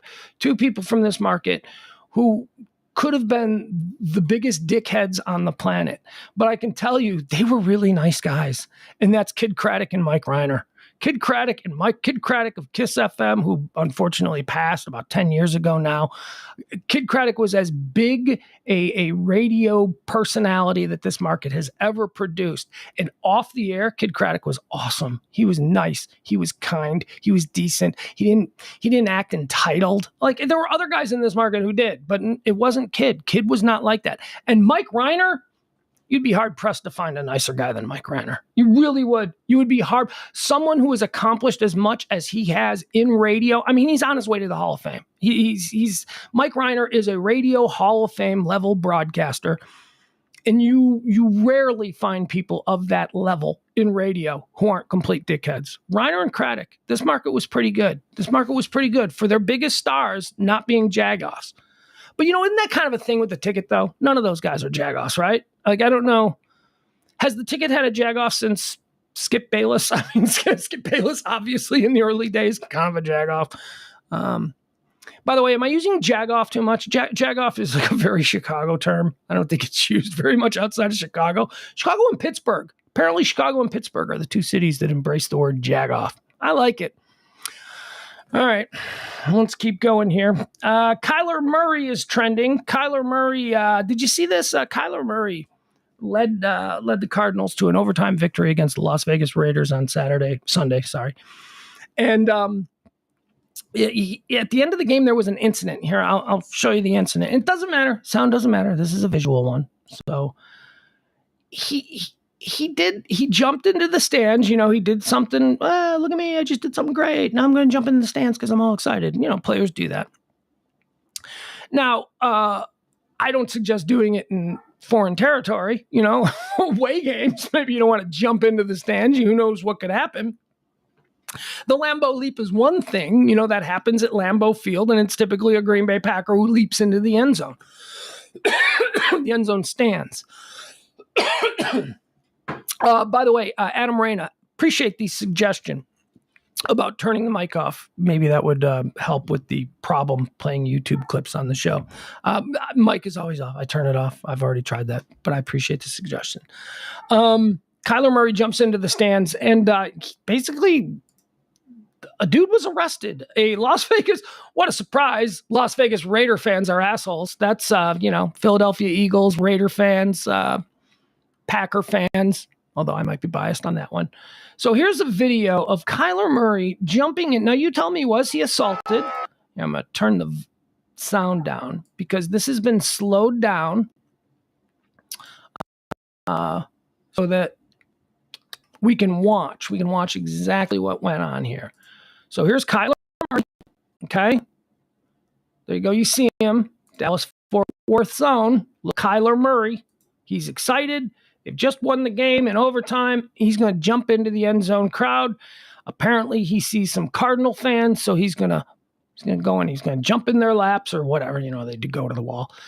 However, apparently, someone being described as a Raider fan punched him in the face. Although, that's how I've seen it described on Twitter. I watched the video. He didn't get punched in the face. Let's watch what happens. The question is, was this deliberate or was this assault? Okay, there you go. And you see Kyler. He's excited. He's going to jump into the crowd. My man here is down. This guy is with it. This guy, right? Kyler, high five. Maybe he knows this guy. I don't know. There does seem to be an appreciation of what just happened going on between the two of them. Rest of the fans are reaching up. Everybody wants a high five from Kyler. So here's how it starts. There he goes. He's like, you. Maybe they know each other. I don't know. There you go. All right. Now we need to focus on, I'm going to show you problem, dude. All right, this asshole right here. Okay, it's this asshole. I don't know what's going on. So now some other dudes in the stands wearing Cardinal jerseys are embracing him. So this is sort of a wall between him and what happens next. So here, this is asshole dude. Oh, so let's see if the question is, was this assault? Was this done on purpose? Or was this just an over enthusiastic fan trying to, I don't know, touch Kyler Murray in some way? Boom. Okay, right there. We'll see it again. All right, watch it again. Once again, here he comes. Bam. Oh, he got him. And now Kyler's like, what? And Kyler gets mad. He turns around, tries to confront the dude. Now, one more time. Okay, so here it comes. Here comes the hand, and it just sort of like paws his face, Not a punch. Kyler Murray got punched in the face by... Oh, stop it. Oh, you suck. People with their disinformation. Okay, that is not a punch. That is a slap. And it's right on his face. And, I guess we would have to know the intent of the guy. And, he's been arrested for assault. This man was charged with assault, and now they're trying to figure out, did he mean it? Or, was he just trying to touch a celebrity who had jumped in? I don't know. Let's give it another look. Let's see how this looks again in real time. Well, not real time, but bap, smacks him right in the face. Bap. I don't know. How are you going to determine? Look at them. Now they're fighting. Now it's like, I'm going to get you. All right. They're pushing and shoving. I don't know what's going on here. Here comes a teammate. Yeah, we just won. He has no idea what's just happened. He has no idea that Kyler's pissed. That guy seems to. That guy looks like he knows something's up. This guy's like, what's going on there? Look at him. Here he comes. He's like, what's that about? All right, so that's the video. Now we've seen the video, so now you know what this is all about. The story. Let's see. Do we have the story? The man was arrested, charged with assault. This is taking too long. I apologize. All right, never mind. So there's the video. You decide for yourself. Was that assault? Was that just an overanxious fan? Should there be charges? I mean, honestly, don't go in the stands. Don't go in the stands. What you just assume everybody loves you? What? Just don't go into the stands, man. Come on. It's fine. Certainly don't go into the stands in foreign territory. Lambeau Leap being, the thing that sort of set the precedent for this. But that's a home team. Jumping into the home team. It's whatever. Google is trending. Google is trending because of what occurred yesterday with the... hold on. Let's see this. Sorry. Antivirus used by millions blocked all Google sites by mistake, sowing chaos. Windows users of Malwarebytes, this was trending yesterday and was the reason I had some issues yesterday trying to get the show up and running. Windows users of Malwarebytes antivirus software had trouble browsing the web that morning because of a mistake. All right. Apparently they're saying that this mistake was not on Google's part, but it was at the malware. A popular antivirus that used by millions of people around the world blocked all Google sites and services on Wednesday due to a mistake. For a little over an hour Wednesday morning, people who had Malwarebytes antivirus installed on their computers. That's me. I did. Could not visit any Google site or use services like Gmail or Google Play Store. This, according to people who complained about the issue on Twitter. Here's what I realized. Because if you have, this kind of security protection, you know that every time it blocks something, every time it finds something, whether it be a pop-up or something trying to, it pops up a little window. And it says, malware has detected a threat, and then it'll show you the name of the site. When it was blocking Google, I had no idea how many Google sites and Google whatever are just loaded onto my computer on startup. So upon startup, I am greeted with what was probably about 20 windows. And I'm looking at these things. And I'm like, what the hell? Why are you blocking all these Googles? Google Docs, Google Homepage, Google Chrome, Google, everything. It was crazy. It's crazy. And do you know how much we depend on Google? Take Google away. Seriously, just do that again for 48 hours. This country will self-implode. If we can't answer stupid questions that we have questions about, simply going to Google, we will cease to be a civilized. We will start taking to the streets with tiki torches and spears, homemade spears. Okay, getting a little crazy. I'm just saying, we really rely on Google, and we don't even consider. We take Google for granted. All hail the God of Google. Because that sucked for like an hour. I was panicking. I'm like, I can't do anything. Thank God I'm a fan of Bing. I like Bing. I like Bing for pictures. Here's a messed up thing that's trending. Pepsi s'mores. You seen this? Can we stop with this? Can we please? Can we stop with making weird ass flavored colas? Because this is now a thing that we all have to deal with. Pepsi s'more. That's right. S'mores, chocolate, graham cracker. Pepsi now has a new product they're calling Pepsi s'mores. See if we can show you a picture of it. There you go. Look at that catastrophe, that liquid catastrophe. Look at that. Pepsi s'mores.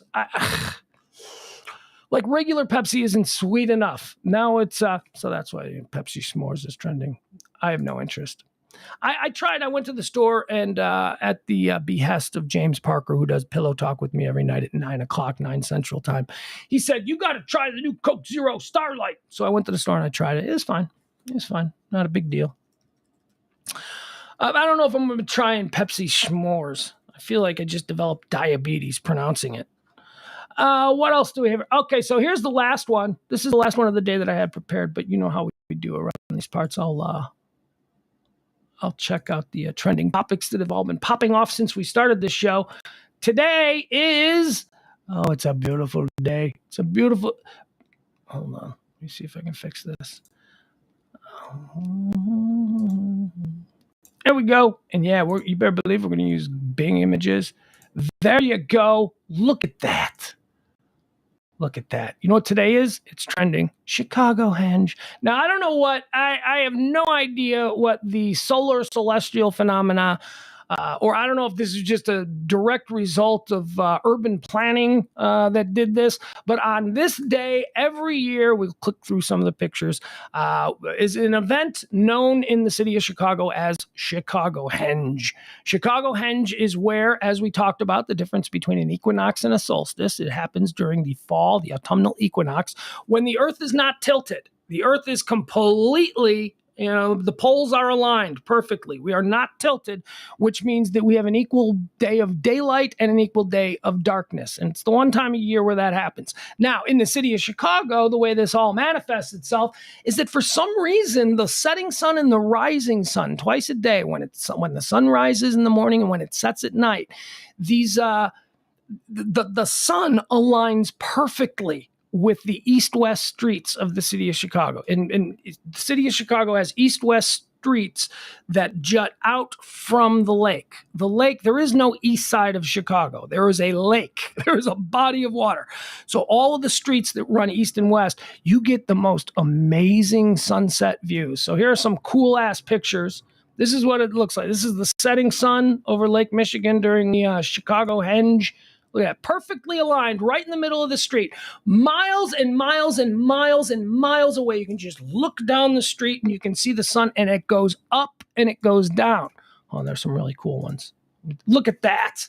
Come on, man. That is like, there is a God. I mean, you see these kinds of, that one's low, that one's okay, there's that one, there's that one, there's that one. Hold on. There's got to be some really cool ones here. Boom, boom. That one's all right. Barry Butler, who is a photographer, does some, look at that. I mean, come on, you guys. Oh, come on, man. It's pretty cool. It's pretty cool. The pictures are just absolutely beautiful. All right, there you have it. So that's that happens every year on the autumnal equinox. It's like the Druids were involved in the city planning of Chicago after it burned down. They decided to create this like solar clock. I don't know. All right, that's it. I got nothing else. We're pretty much done. Let me jump in and see what's been happening since we signed on here. We'll do this with Twitter. I always do it with Twitter because Twitter's easiest. It just pops right up. Let's see what's new. What's new that's trending?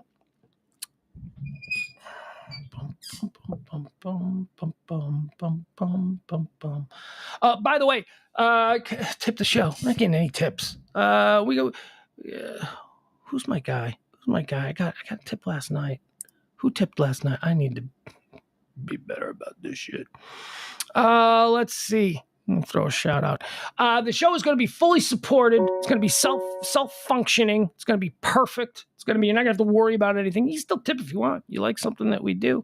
Oh, look at that. Leslie, thank you so much, Leslie. And Chris Young. Leslie and Chris Young both tipped $15. $15. Appreciate that, you guys. That's very great. We need more than that, though. We need more. So if you can throw a little something in our tip jar, if you appreciate this show, if you listen every day, if you like this or the Pillow Talk, just we need to get through this month, and then the show is going to be self-sufficient, and we will no longer do like PBS Pledge Drive to keep these things going. You guys hung with us for the last year and change. We've been on now over a year, so thank you so much for getting us to this point now where we can just do this for the love of the game, as opposed to needing to pick your pocket for a couple of shekels every couple of days. Again, you can go to Venmo or Cash App, and you can just drop whatever you can, and it would be greatly appreciated. Thank you, folks. You've always been so good throughout the course of this, and I'm just very pleased that it's going to be over with, that we're not going to have to do that.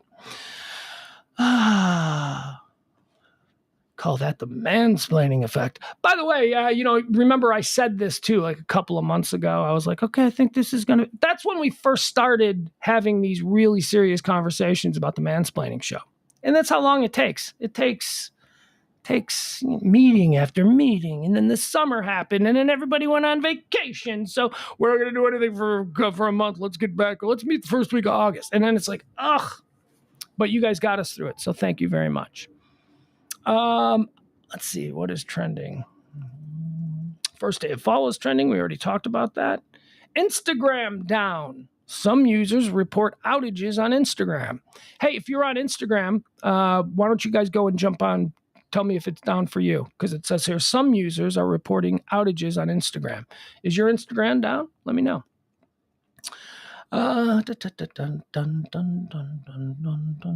Dahmer is trending.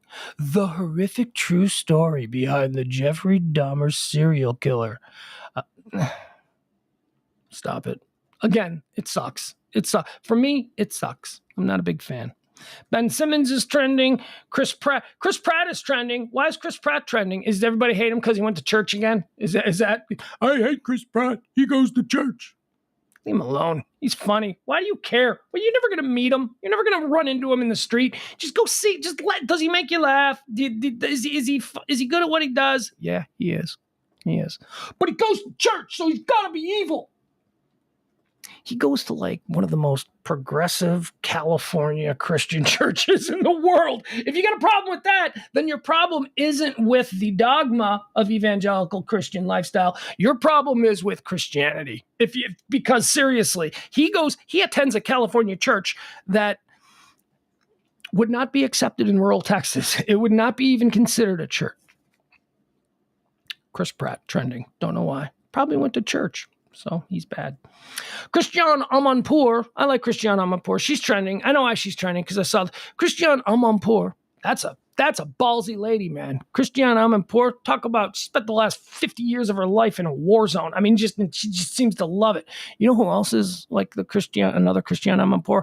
You know who this Arwa Diamond girl is? Arwa Diamond and Christiane Amanpour, man. I'm telling you, they have seen the atrocities that this world has to offer. And Christiane Amanpour is trending because she had an interview with the president of Iran and she refused to put a headscarf on, which is pretty cool. But you've been doing this for 50 years. Are you making a stand now for a reason?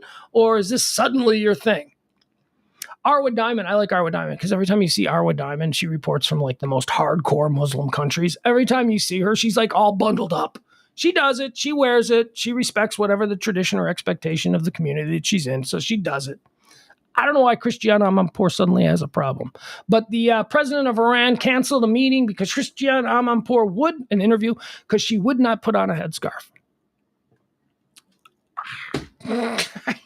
What are you doing? I mean, yeah, you shouldn't have to wear a headscarf. We agree. That's a whole stupid thing. But are you going to fight that battle right now, or are you going to get the interview with the president of Iran? Right? You know, it's more, right? Do your job. Do your job. Don't cure the world. Don't try and fix a problem that dates back centuries, hell, millennia probably. Supposed to have an interview with the president of Iran. Put on the damn scarf. You've done it before. You've spent the last 50 years with these people. I've seen you in a headscarf. I've seen Christiane Amanpour covered and observing the laws of, Muslim laws. Yikes. All right, guys, I think that's it. What else do we have? Yep, that's it. Okay, again, looking for people who want to participate in the shows for this weekend, the mansplaining shows. We still need it. This will be the last weekend that we're going to need this because we're going to have our phone situation figured out by the time we hit the air in the next week. I have got my poetry. DM me on Facebook at Pugs Moran, or you can hit me up on Twitter, Pugs and Co. Also Pugs Moran. You can just Google Pugs Moran on Twitter and I'll come up. DM me in both those cases, or reach out if you would like to be one of our soldiers that we need to use. We need to use this weekend for this weekend's mansplaining show. We're also still looking for somebody who's capable of screening calls temporarily until we can, get the budget to pay people for it, it's going to be like, you're just going to come up, you're going to hang up your answers to some calls. You're not going to get anything for it. Other than, hang out. I don't know what to tell you. You can also email me. You can either email me at mansplainingradio@gmail.com, or you can just, pugs@hirehero.com. If you want to participate, I would appreciate it.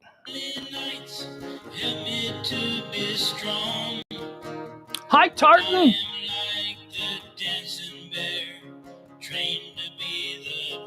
Yeah, Jeff's right. Richard Engel. He's another one. He's another one of those war correspondents of the highest order. These people are badasses. You can say what you want about journalists. You can hate them. You can be, I hate the journalists. There's nothing real. Shut the fuck up when you're talking about these people, because these people are dodging bullets to get you the story. These people are doing real journalism over there. War correspondents are not Fox News pundits, okay? It ain't the same thing. War correspondents are badass.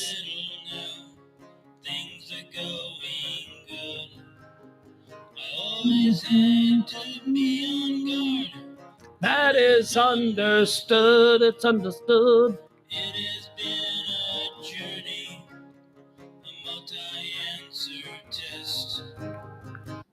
So I've been dieting, and I've been doing really good on my diet. But I started re-binging The Sopranos.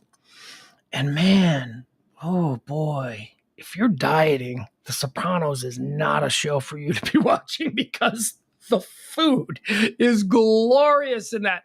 So ever since Sunday night, I have been craving Italian food. But I can't, it's not on my diet. Pasta is not, it's just way out of there. So yesterday was my cheat day, and I went, okay, so you know what, I'm gonna, if I could just make it to Wednesday, I'm going to have some pasta on Wednesday. I'm going to have some pasta, and I'm going to watch The Sopranos, and maybe there'll be a scene where they're sitting at Vesuvio, Artie Bucco's restaurant, and they're eating some amazing-looking Italian food, and I'll sit there with my bowl of pasta, and I'll just feel like I'm part of it. I ate an entire bag of ravioli last night, and when I say an entire bag, I mean like a 15-ounce bag of frozen raviolis. I couldn't stop. Sure, it was my cheat day, but I don't think I was allowed 5,000 calories of ravioli, which is pretty much what I ingested over the course of 10 hours. So good. Oh, so good. I was concerned that, my craving for Italian food wasn't going to be met by my homemade microwave ravioli. And it wasn't a can. It was real. It was a bag of ravioli, and then they had a sauce, and I bought the good sauces that I like, because why not? If I'm going to binge, it's going to be something I'm going to be. I bought Newman's Own spaghetti sauce. If you don't have a friend who's got an Italian grandma who sends him like jars of like really good homemade tomato sauce, you can't do better than Newman's Own. Newman's Own, first of all, just the Newman's Own marinara is fantastic. But woo, they call it that Saccaroni, that Paul Newman's Own Saccaroni spaghetti. Oh man, that stuff is good. So good.